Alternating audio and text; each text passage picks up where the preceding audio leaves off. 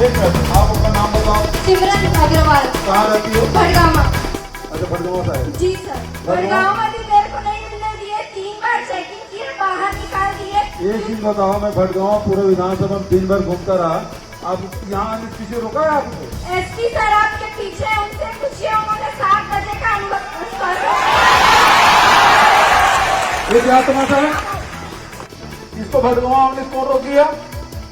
Sir आपके पीछे एक एसपी मिनट, सर। आप झूठ मत बोलिए, मैं 3 बार घूमता रहा। ये एक वहाँ खड़े मत रहिए, बैठिए आप लोग। इस प्रकार से नहीं तमाशा मना मत रखिए। आपकी बात सुन रहा हूँ मैं। और ये नेतागिरी बंद करिए लड़की। मैंने कोई हाँ, नेतागिरी तो खड़े होने क्यों बोली हो? तुमको बोले बोला ना।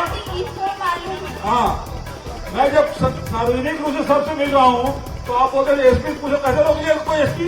सर आज अपनी समस्या बताइए आप।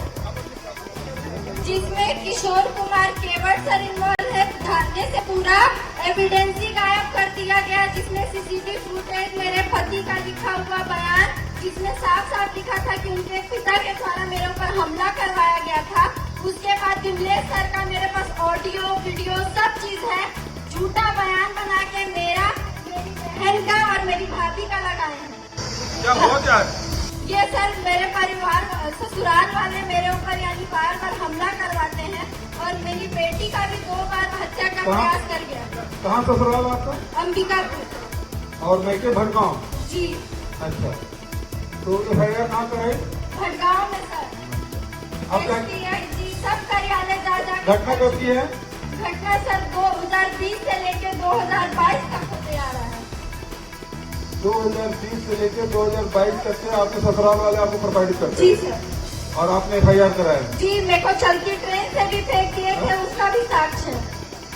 चलो, अब एसपी साहब को बोलूँ क्या कार्रवाई की बता। हाँ बस। ठीक है, कागज दीजिए, बताओ।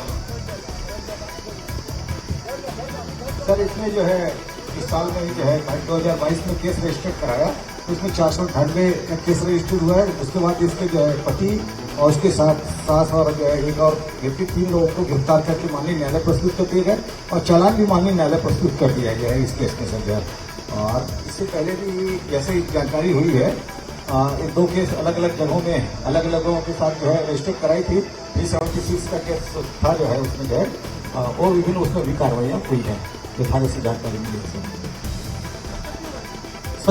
दो केस रजिस्टर करे अलग अलग जगह से सर। दूसरी शादी, तो ये पहले वाले ससुराल वालों के खिलाफ एफआईआर कर रहे हैं कि दूसरे वाले की? अच्छा, उसके बाद आपके साथ 2 बार मतलब और